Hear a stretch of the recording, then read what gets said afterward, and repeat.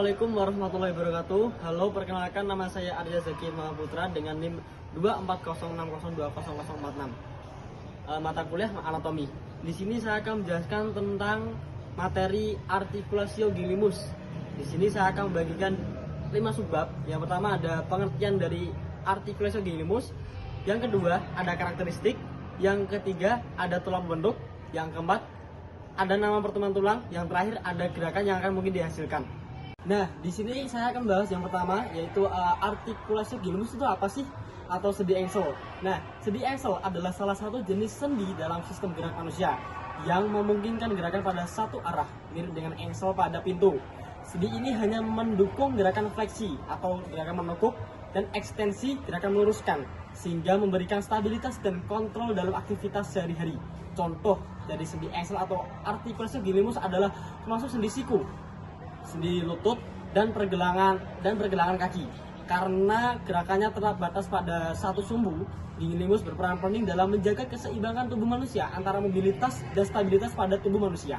Di sini saya akan bahas tentang karakteristik dari artikulasio gilimus. Nah, artikulasio gilimus di sini juga memiliki 4 karakteristik. Yang pertama ada gerakan satu arah atau gerakan uniaksial. Nah, apa sih gerakan uniaksial itu? Gerakan uniaksial adalah sendi engsel memungkinkan gerakan dalam satu arah, yaitu fleksi, membengkokkan atau meluruskan, dan ekstensi atau meluruskan. Yang kedua, ada permukaan sendi. Nah, di sini artikulasi gilimus atau sendi engsel memiliki permukaan sendi yang terdiri dari satu permukaan berbentuk silindris yang pas dengan permukaan cekung, memungkinkan gerakan yang spesifik. Nah, yang ketiga, ada stabilitas yang tinggi. Karena gerakannya terbatas, sendi ini sangat stabil dan mengurangi resiko cedera.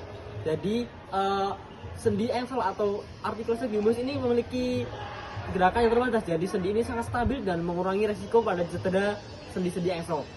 Nah, yang terakhir, karakteristik yang terakhir ada rentan gerak terbatas, yaitu tidak memungkinkan rotasi atau gerakan bebas lainnya, sehingga rentan geraknya lebih kecil namun tetap efektif untuk fungsi tertentu. Untuk yang bab yang ketiga ada pertemuan tulang dari artikulasio gilimus. Di sini pertemuan tulang dari artikulasio gilimus ada 5. Yang pertama, yaitu satu ada sendi siku, yaitu menghubungkan tulang humerus lengan atas dengan ulna lengan bawah, memungkinkan gerakan fleksi dan ekstensi. Jadi di sini sendi siku itu menghubungkan tulang antara tulang humerus dengan lengan atas dengan ulna lengan bawah, ya, dengan memungkinkan dari gerakan fleksi dan ekstensi. Yang kedua ada sendi lutut. Sendi lutut ini menghubungkan femur atau paha dengan tibia, tulang kaki, berfungsi dalam fleksi dan ekstensi juga. Yang ketiga, ada sendi pergelangan kaki. Di sini sendi pergelangan kaki menghubungkan tibia, fibula, dan talus untuk gerakan kaki ke atas dan ke bawah. Nah, untuk yang keempat, di sini ada sendi jari. Dan di sendi jari ini menghubungkan tulang phalanx atau jari tangan dan kaki untuk gerakan bengkok lurus seperti ini. Ya, yang kelima ada sendi rahang. Sendi rahang ini sendi rahang ini menghubungkan mandibula atau rahang bawah dengan tulang temporal, memungkinkan gerakan membuka dan menutup rahang kayak gini. Nah, di sini selanjutnya saya akan bahas tentang tulang pembentuk dari artikulasio gilimus. Di sini juga ada 5. Yang pertama ada sendi siku.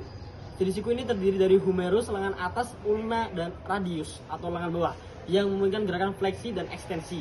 Yang kedua ada sendi lutut, terdiri dari femur atau paha, tibia, tulang kaki, dan patella atau tempurung lutut yang memungkinkan gerakan lutut. Yang ketiga ada sendi pergelangan kaki, dibentuk oleh tibia, fibula, talus yang memungkinkan gerakan kaki ke atas dan ke bawah. Yang keempat ada sendi jari atau phalanx. Phalanx ini adalah tulang yang membentuk sendi jari tangan dan kaki.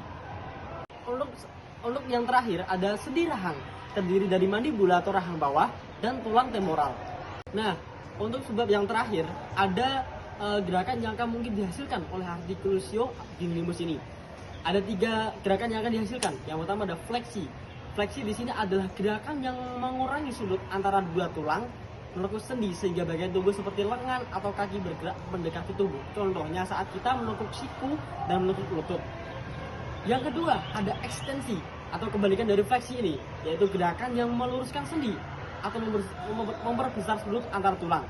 Misalnya meluruskan siku dan lutut setelah menekuknya. Yang ketiga ada gerakan yang terbatas pada sumbu satu. Di sini maksudnya adalah sendi engsel hanya memungkinkan gerakan maju mundur atau uniaksial tanpa rotasi. memberikan stabilitas tetapi rentang geraknya terbatas. Di sini saya membuat 3 kesimpulan dari materi artikulasi gilimus ini. Yang pertama ada artikulasi gilimus ini membuat tubuh itu stabil dan terarah, jadi memberikan stabilitas tinggi. Ini membuat gerakan lebih terkontrol, aman, mengurangi resiko dari gerakan yang tidak diinginkan. Yang ketiga, ada peran penting dalam aktivitas sehari-hari. Jadi engsel berperan dalam fungsi dasar seperti berjalan, menekuk lutut, meluruskan lengan, dan berperan dalam aktivitas seharian. Yang terakhir ada efisien dan stabil. Struktur sendi engsel memastikan efisiensi dan stabilitas dalam gerakan, menjadikannya penting bagi gerakan rutin sehari-hari. Sekian, terima kasih presentasi dari saya. Bila ada kata yang salah mohon dimaafkan. Wassalamualaikum warahmatullahi wabarakatuh.